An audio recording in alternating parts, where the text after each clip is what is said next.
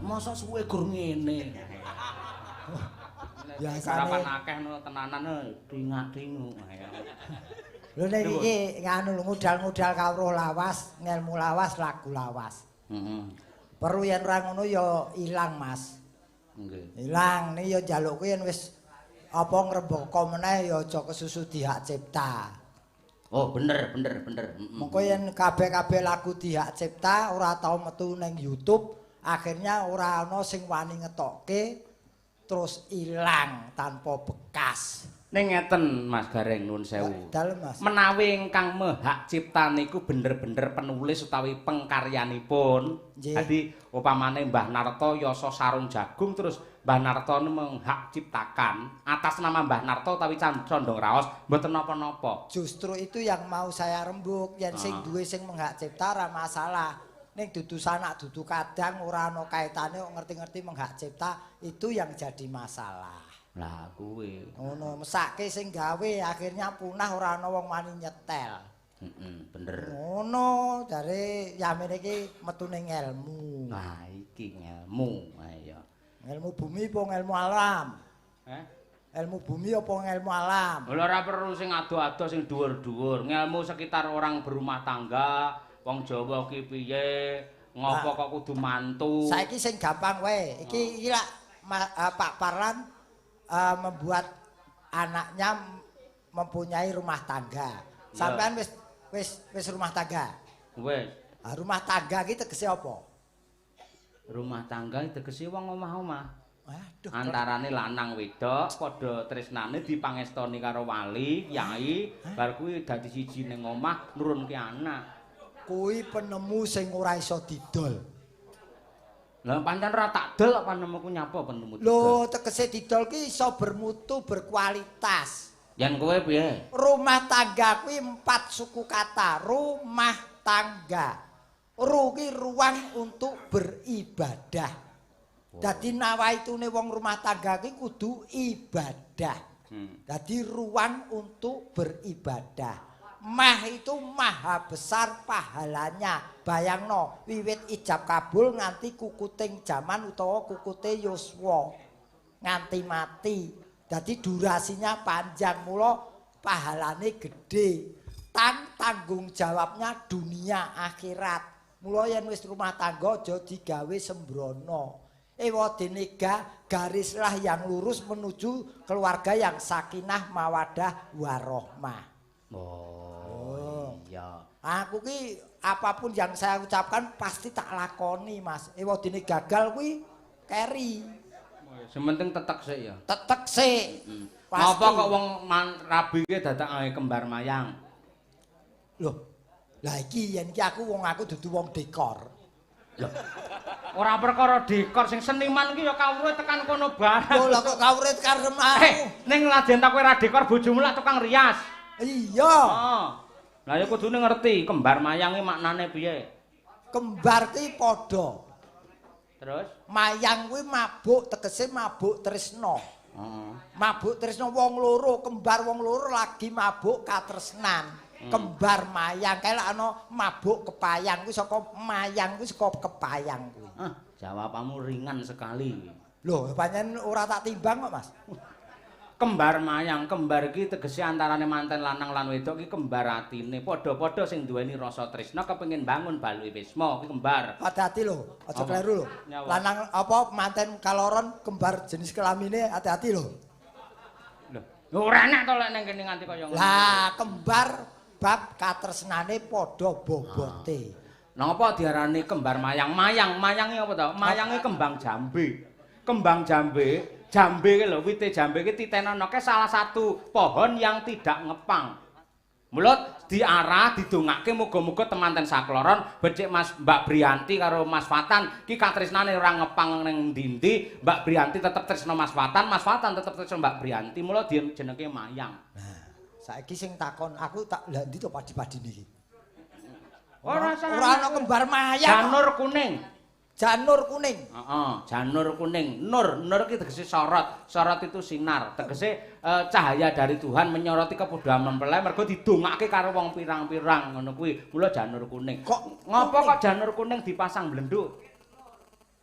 Lah pancen isone pendekore ngono. Kuwi donga yo an, kembar Mayang dipasang blenduk. Muga-muga manten wedok bendang blenduk ngono. Oh kuwi donga to kuwi? Donga ngono. Dongane wong golek duit kuwi. Wong kabeh iki ya ning kabeh iki niatane becik, nawaitune becik, ya wis dianggep bener ngono wae. Wong kabeh ndongake temanten kekalih, nggih mugi-mugi sakinah mawaddah warahmah. Amin. Jang pikantuk momongan, paling boten niki kangge tali katresnan supaya semakin akrab, erat dan semakin napa sing jenenge harmonis. Amin. Ya Wong ae iki ditimbali ning taman ngendi kene iki? Taman Arum. Taman Arum aku wis ngonceki kesore mau nganti lali lho ora tak tokke iki. Ayo mumpung kelingan dionceki. Tak tamune Pak Haji Parlan luar biasa. Heeh. Akeh aku mergo sore mau wis iki apa ana sing nonton wong gone jero ndelik. Ternyata tamunya luar biasa.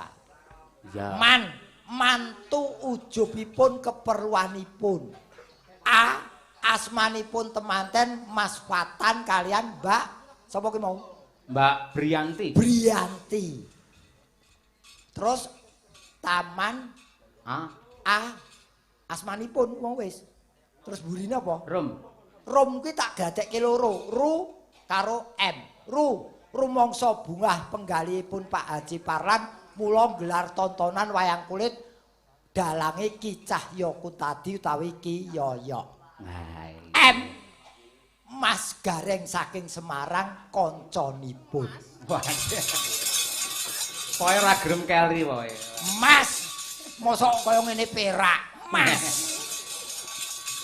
Lho wong aku ku ning ndi iki ngetutke kok aku ki emban saupamane kok. Ayo men dikancani Mbak Elisa, men memberi evaluasi apresiasi terhadap pergelaran malam hari ini. Ki marake munggah tensiku. Ora apa-apa yo. Aku wis adem lho, klebon sego pegel iki mau. Pecel ki yen tuku wong iki dikeki ya pegel. Ya kudune malah seneng kok. Kene Nduk, sayang. Yo, tak tang. Yo.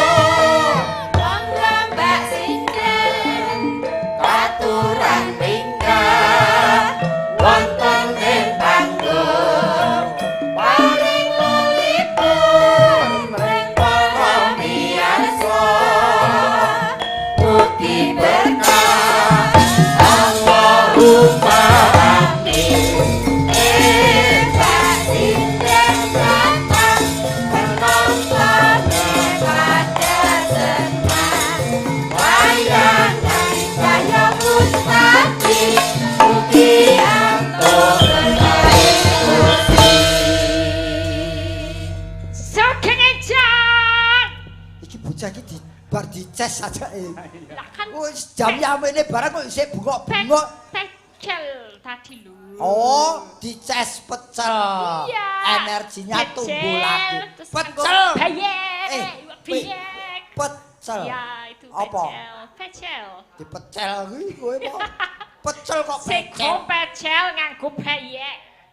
Peyeke kacian. Kacian ora iwak ya. Ora iwak peyek. Peyek. Sekian injang Mas Bagong. Nggih, Mbak Elisa juga nginjing. Ayo. Mas Jenengane piyayi jenius. Wis, bukti Jenius. sekolah nganti dokter mesti bisa menganalisis, mengapresiasi, bahkan memberi saran, masukan untuk memberi pencerahan kepada para penonton yang sudah 2 tahun ini kangen pengen melihat wayang. Iya, aku bangga banget soalnya. Bangga Iya, kok karepku bangga. kuwi. Kok saking- Maklum sakmene maklum kok kamu protes tuh. Lah kok saking bonggone bongko kok. Oh ya. Ya, Karena Jo. sekarang udah kan Pak Jokowi bilang udah boleh lepas masker. Masker, Terus sekarang udah boleh nonton wayang. wayang. Kangen dan semua ternyata nggak cuma kita yang kangen nonton tapi semua masyarakat sini kangen nonton wayang. Berarti hebat kabeh budaya. Hah?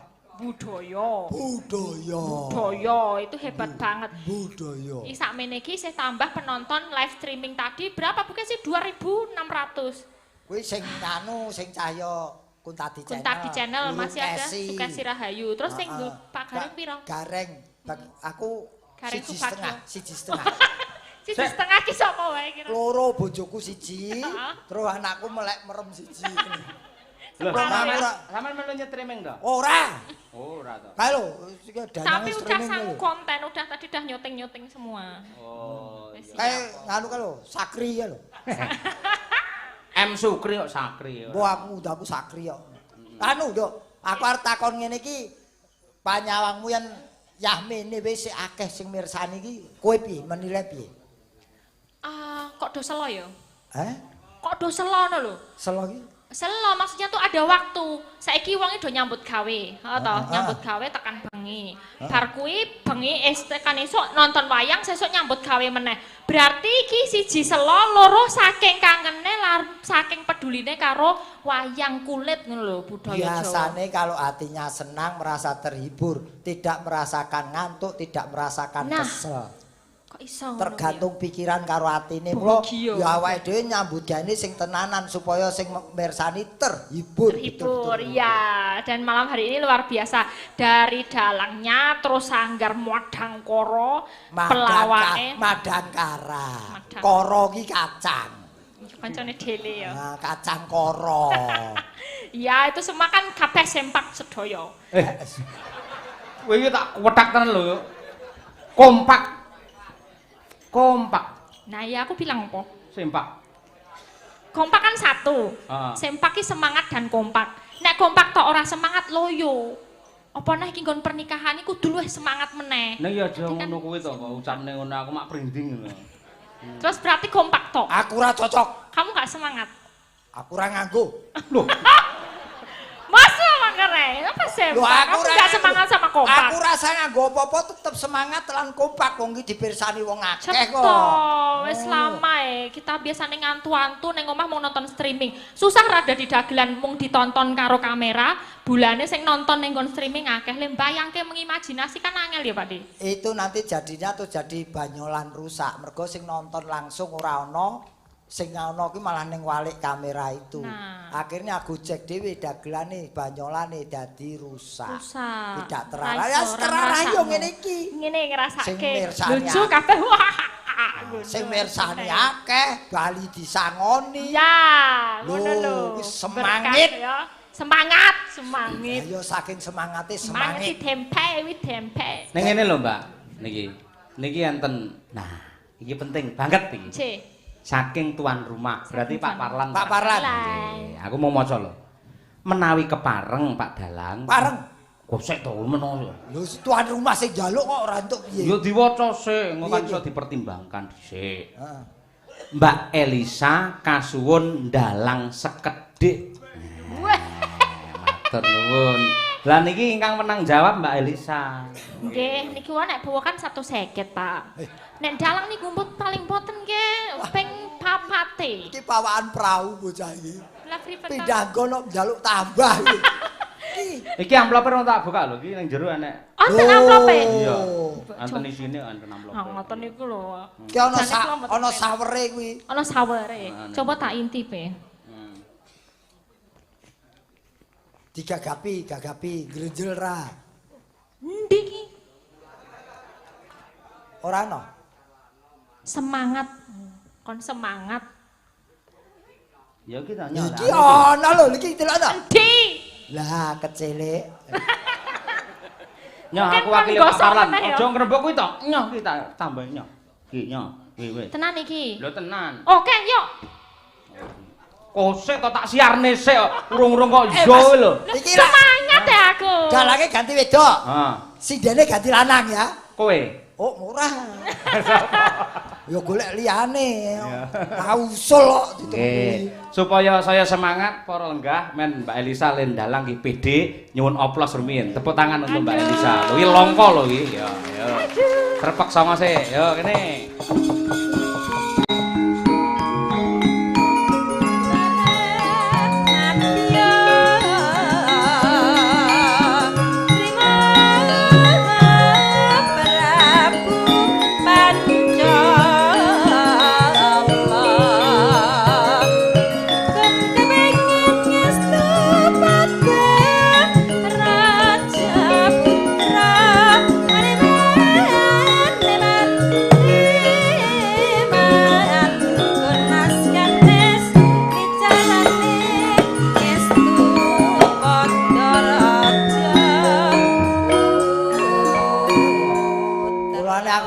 Gandalang ngono. Kamu bintang tamu se, aku belum rampung nyedet iki lho. Ora bener nek mikmu ki Nah, iki kon kene iki. bulumu nganti. Nah. Bulune lek luka kok kan. Ya, Jangan luka.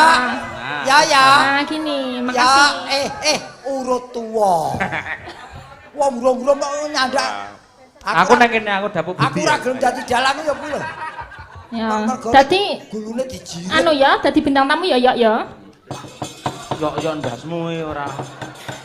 Aku ya iki Iki acarane apa ya, Truk? Wah. Elok tenan. Penonton isih rame. Elok. Penonton isih rame. Boyo mesem. Suarane sapa? Jare sindene ganti lanang. Karenge mau pindah. anu suarane penonton sing adate ning Ponorogo mesti ana. Oh. Durin. Isih. Oh alah. Iki tak suwun yoyok karo sapa jenenge Bagiyo Gareng.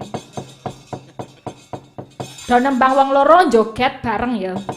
Yen ngono wae aku iso dalam perintah tok. Sik Pak Parlan. Menang sing jenenge dalang ki menang kok. Pak Parlan temu ndi Pak Parlan?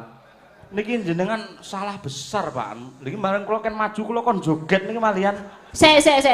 Iki dalange Cahya Kuntadi ning kok gawe horen wae mburine ra disunggeng iki lho, memalukan nih. Ngirit. Sebelah kono. Halo.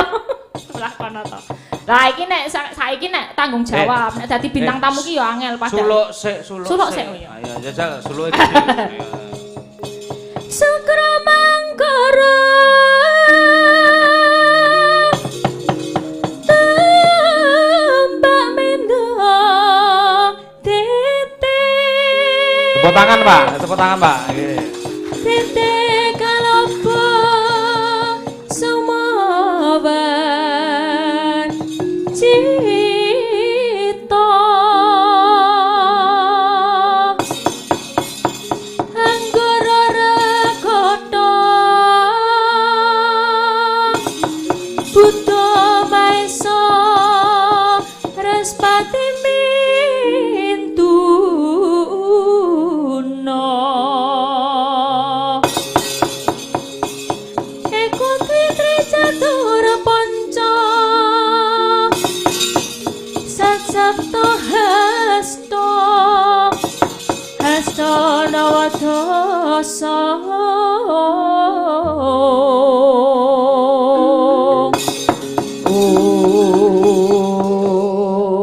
waduh apik terus sulukmu ayo ya 150 Mas iki Suluke gedhi ya Reng.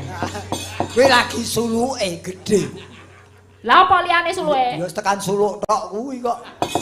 iki njaluk apa iki masalahe iki kon ademu kon Bagong Metro apa kon merangke apa iki ning ya kuwi sak perangan paling ora 250. Ora masalah. Ayo, gelut. Ayo. Gelut apa ki ono? Gelut wayang rene anu sing gelut aku karo kowe. Iya. Bu Kesi ya. Pakai pendingin ya, tenang aja. Ini hanya performan untuk menghibur penonton. Aku dan Elisa enggak ada rasa mboten ora rasa semelang kok kesi tak openane. Ojo. Apa niki?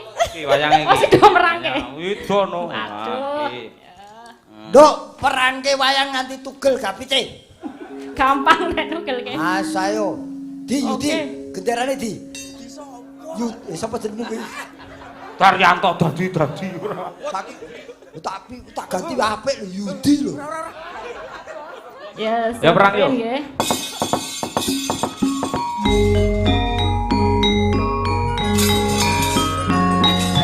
Kula mboten saged ngeprak Pak iki jarike beda, Pak.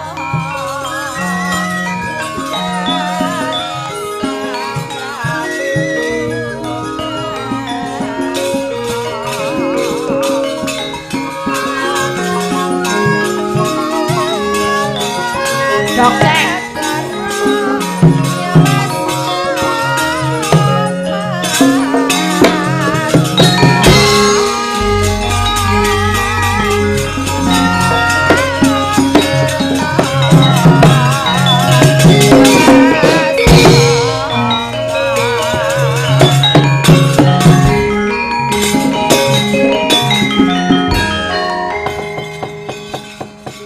Sulik apa iki? Ngayo jan wae yo. Yo ayo Jan. Katri gumulung mangrempak Kurta gorereh kakiri Rananggono gawe gelan Ono wang-wang Kowe ora ngeprak dhewe ngopo? Hah? Ora ngeprak dhewe ngopo? Jane iso yo. Nah tapi iki nek buka engkon nanti mau indik gimana aku. Astagfirullahaladzim. Kesi niki boten Ora. kula lho, Pak Cahlo yo sengaja lho. Dalangi kaya apa lan kepiye tetep sila. Tetep Lek sila. pancen angel sila tak ajari kene tak silakne kene ora. Lah pripun iki? Mongko niki kula mboten ngangge diet lho, Pak. Apa-apa. Ki perange kapan ngomong kok? Wayange elek. Ayo Pak mulih. Sopo sing ngomongan? Biangane gareng. Ono biangane barang iki. Wis apa ora lali kowe ker to warmo. Encaki kowe. Rasa kakean omongan ndak gareng kakean cerewet. Majuwo tak dublak tunggak.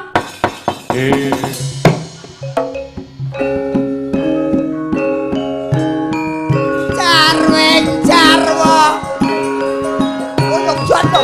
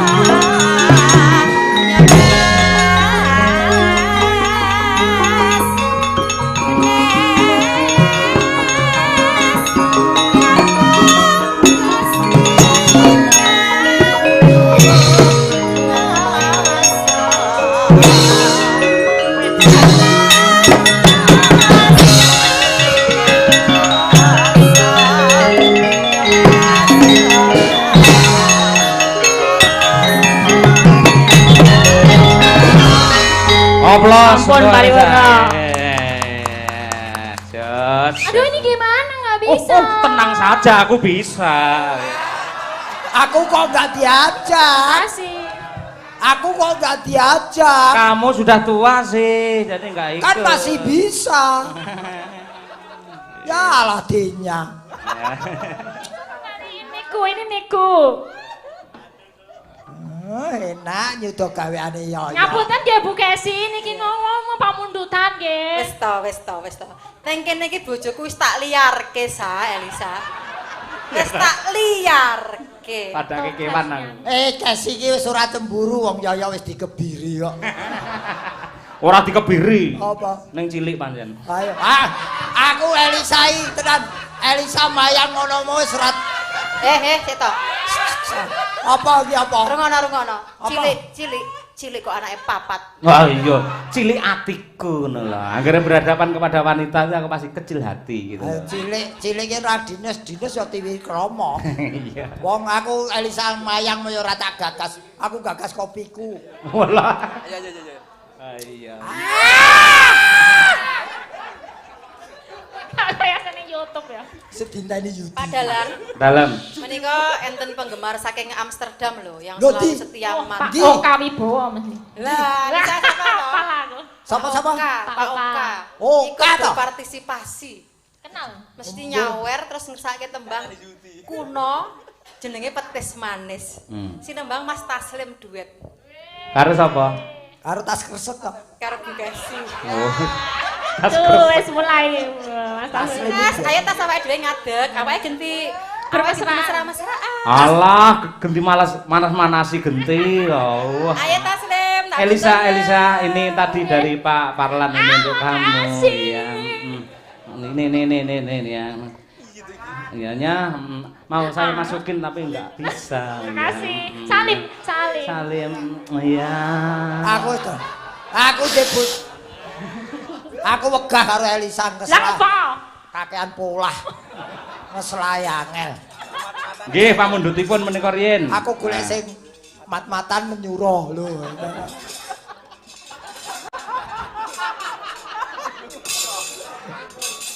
Yo, Bar disikat ceksek ngono. petis manis ya, Sing monggo. nyanyi ngadeg no. Heh? Ora ketok sing mirsani no. Yo, sampean sing kongkon no, ayo. Ayo tas. kare Mas Taslim, ayo Tas, iki kancaku. Adek. Tas Lumayan iman. ra. Ya. Kalih anu Mas, buka bonang mangke kalih nggih ngadeg ayo. Ayo monggo. Mas Ya, Taslim. no. Pak Oka ben ngawur, majiroji. Yo.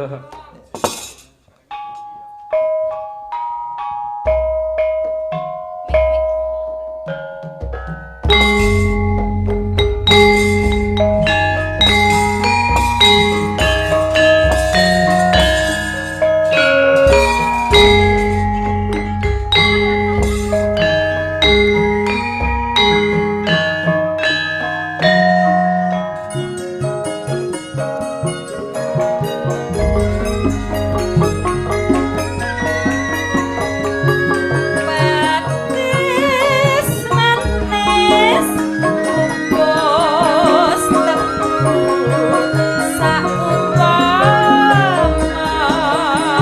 aja ngucap ora tegas Sugeng laras Pak Oka Wibowo saking Amsterdam. petis manis sarpa langgeng saumpama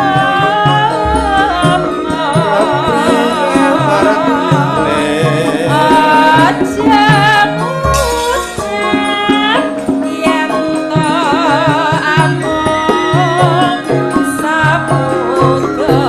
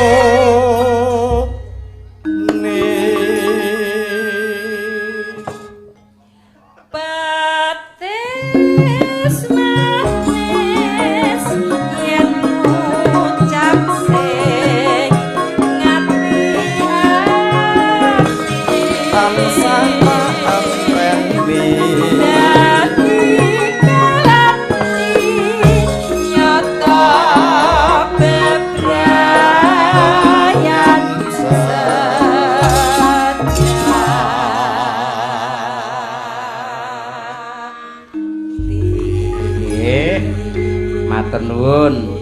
Makasih ya, Tas. Sama-sama. Ning awak ora perlu ciuman kaya dalange. Oh, kene mburi. Tenang. Oh, tasleme nekat iso neng mburi lho.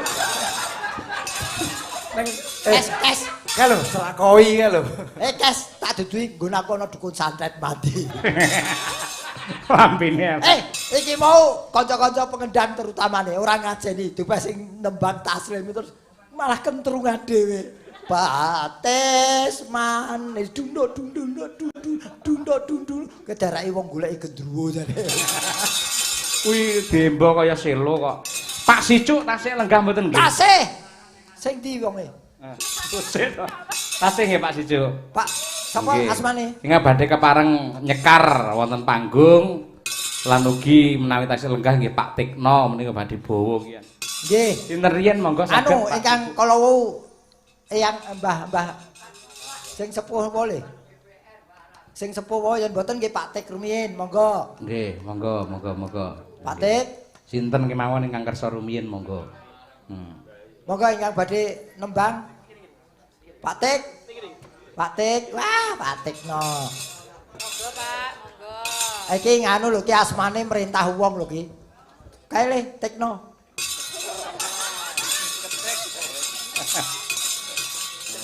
Aku kenal piyayi iki buka kawah ning Magetan, Mas. Piye? Buka kawah tegese buka rezeki ning Magetan karo Pak Tikno iki. Monggo, Pak. Berarti nembang napa? Ing Tawangono Lintang dangdut mawon. Dangdute. Dangdut mawon. Mawi bawa mboten mengke Babang kajenge ninting. Babang. Mboten sah. Langsung garap dangdut mawon. Oh iya.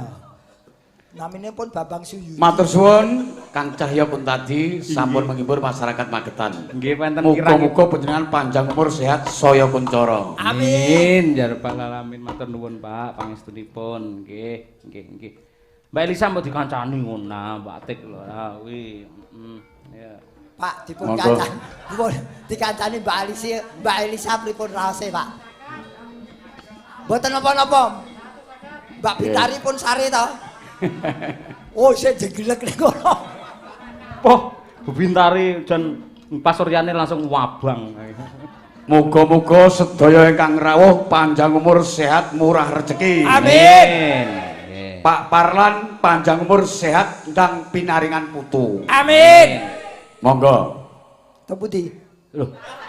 Nembang kok nang pundi lho? Nang Semarang. Nggih nembang. Ayo Babang Sudi. Ayo lagi iki nang Tawang Dangdut iki kanca-kanca ayo. Yo. Garapan.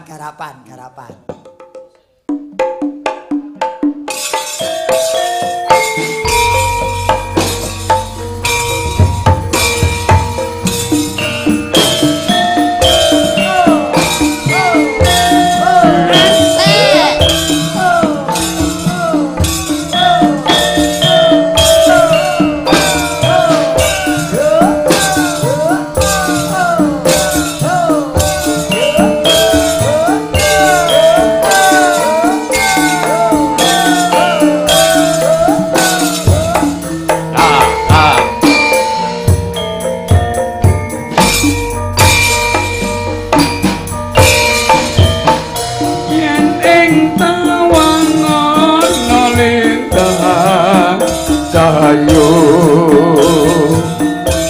aku ngenteni tekamu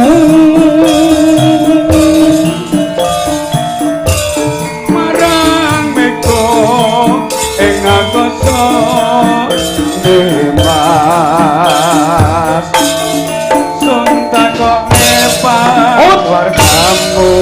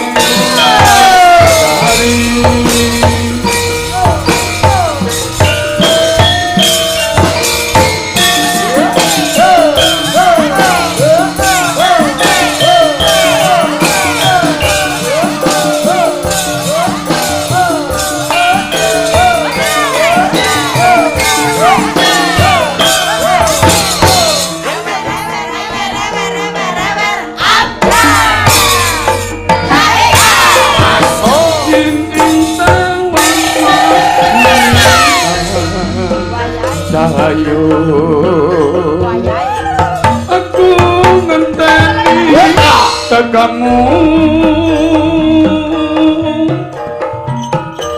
marang meko ing kakoso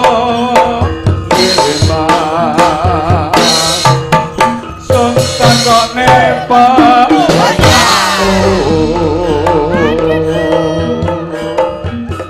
janji-janji awele ayo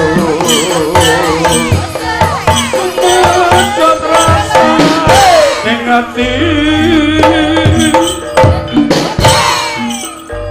lintang-lintang ewi-ewi hemat tresnaku sondol yati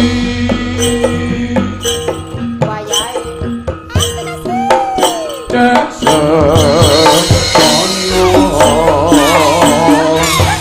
dan bisa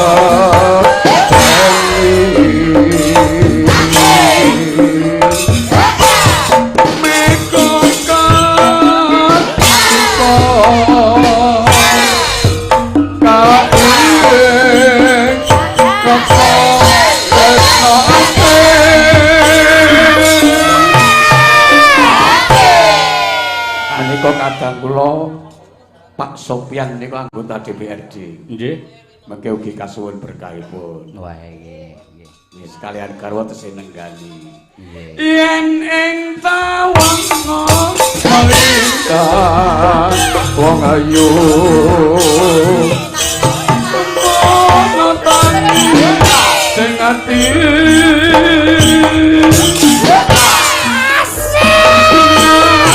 Barang ing ratri dewas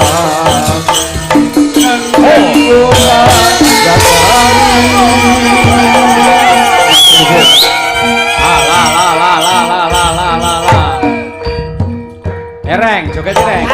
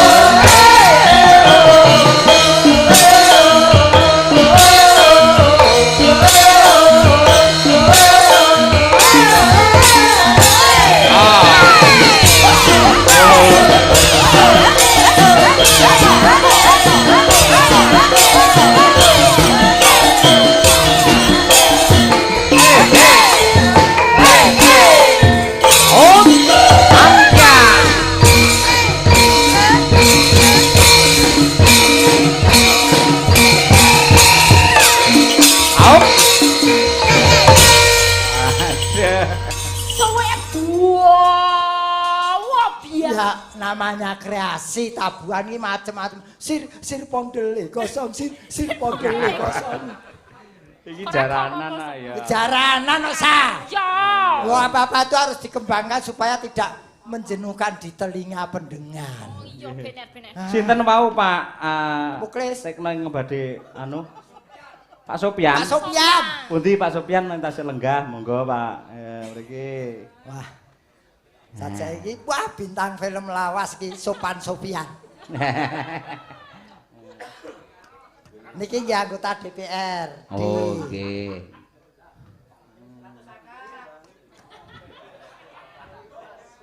Pak, mbok dibeto sak dompete to, Pak? Ki batine Pak Sopyan kae dagelan po copet. Copet.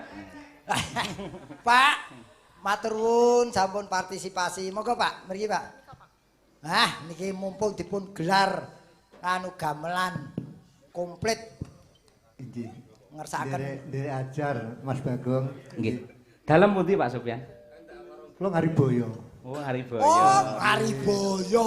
Putra pinten putra? Putra 3. Nggih. Enten sing dereng dimantokke? Wonten. Nah, iki. Ya Reng, terusno Reng. Ayo. Aku ora kulino ngrayu, aku ngerti dadi kok.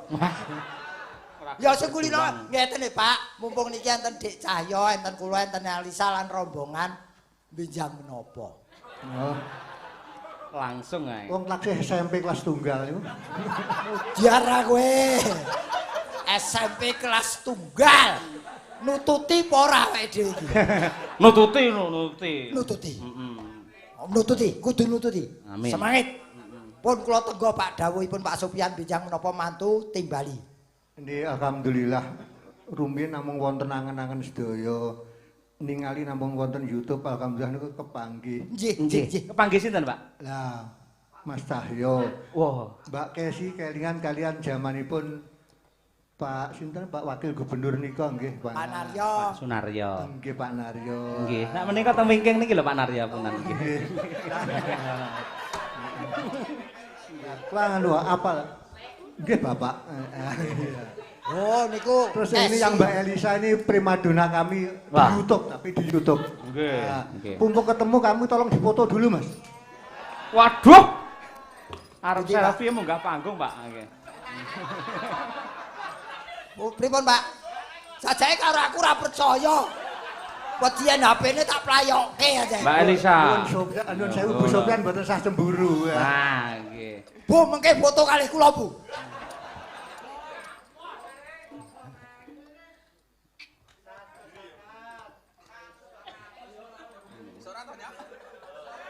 Mas Udin kok malah kok dem ning awakmu dhewe niku. Nggih. Nggih. Pak Sopyan, ingkang nami tiang wayangan mboten kudu mantu gitu. Syukuran wonten wayangan nyenengne piyai kathah pun pahalane. Insyaallah donganipun. Anu blakan ngasta wonten DPRD Magetan sampun pinten periode Bapak? Nembis tunggal rumiyin wonten Direktur PDAHM. Oh nggih. Niki keblondrok wonten dewan niki. Lho mboten keblondrok wong dados wakilipun rakyat no wonten tanggung jawab ageng. Menika sampun syukuran dereng. Sampun. Oh. Sampun. Sae Pak. Piye? Gagal. Mas Gareng kesupen Mas Bagong. Nggih. Asring kok tanggap Pak wekdal wonten PDAM. Lah nggih. Ya sering niki, Nggih. sering. Sinten Pak sing jenengan tanggap? Wah niki kalian Mbak Eka. Oh, ning kula lak dereng, Pak. Dereng gantosan mangke. Amin, amin nggih nggih. Iki ben dadi tenan tak panjeri Pak jenengan mangke. Kowe sing manjeri kono kok kowe. Anu Mbak Bu Sopyan nggawa kepiar nggih. Kepiar niku apa? 15.000 nggo anu guwang muka sik. Kok mboten anu 500-an Kangge planjeran. Planjeran 15.000 mawon. Wah. Pak Nembang- Sopyan. nembang napa, badhe Pak? nembang napa, Pak? Joko Melarat nggih. Saged. Wis iso ngono gen sesuk ditanggap kok. Nggih. Sawara enake mergo Joko Girong iki. Ayo. Joko Melarat. Ayo.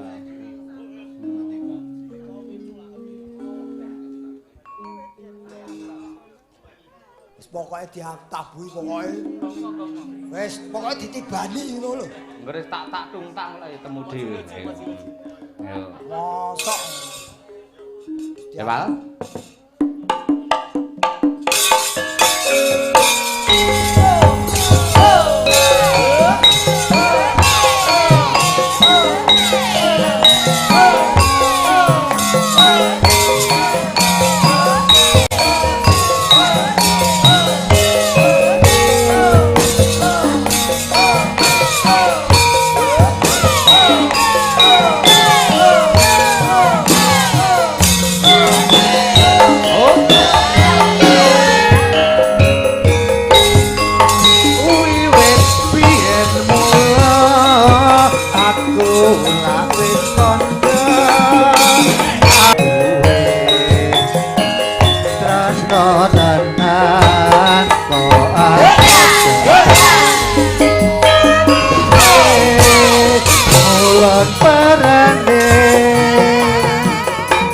Yang bengi rembulan bulan jenenge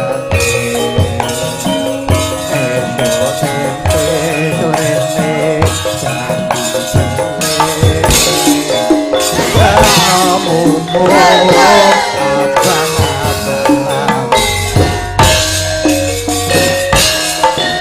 Terima kasih. Matur suwun. Matur nuwun Pak Sofyan, sehat.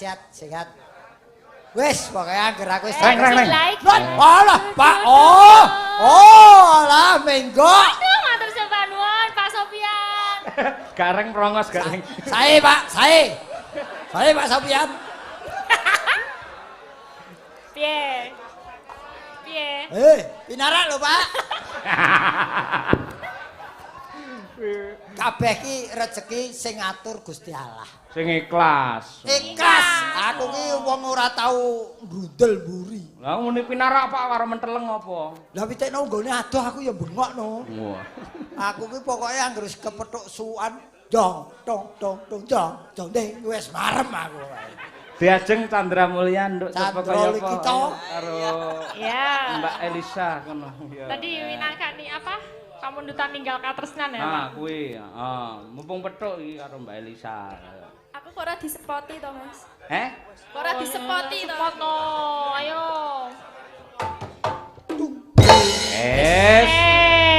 Spot luar biasa. Terima kasih. Iki jenenge spot musuh ya iki.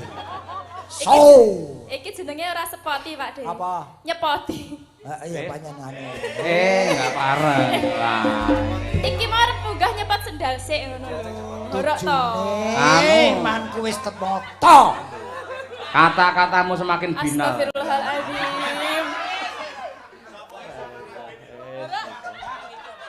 Kalau diwarai Mas Dwi ini lho, Pak.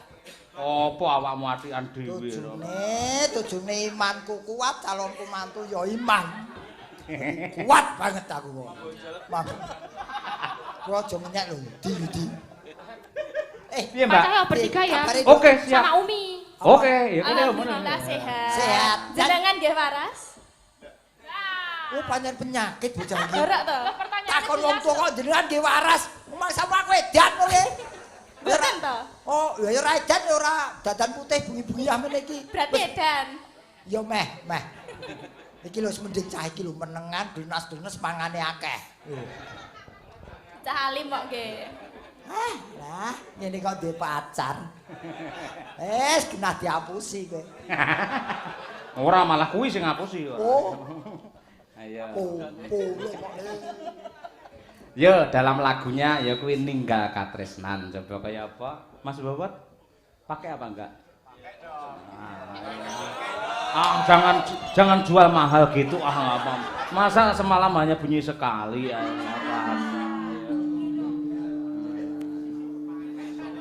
Wah, nganggo biasa to. Iya. Biola. Lenggah mawon Mas Bobot rasa ngadeg lenggah mawon iki. Arep nyat ya ayo. Yo, coba liyane ngematke coba. Ayo.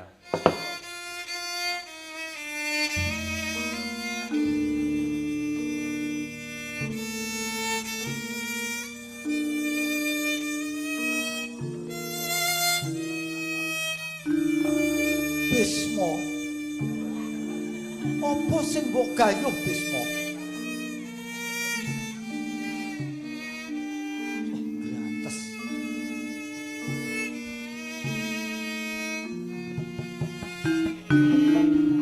Diwiwiti saka Diajeng Chandra Mulya. Nangis sajroning atiku.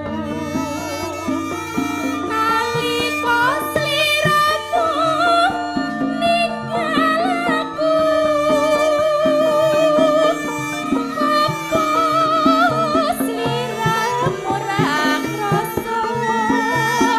Aku kudu sambat karo sapa.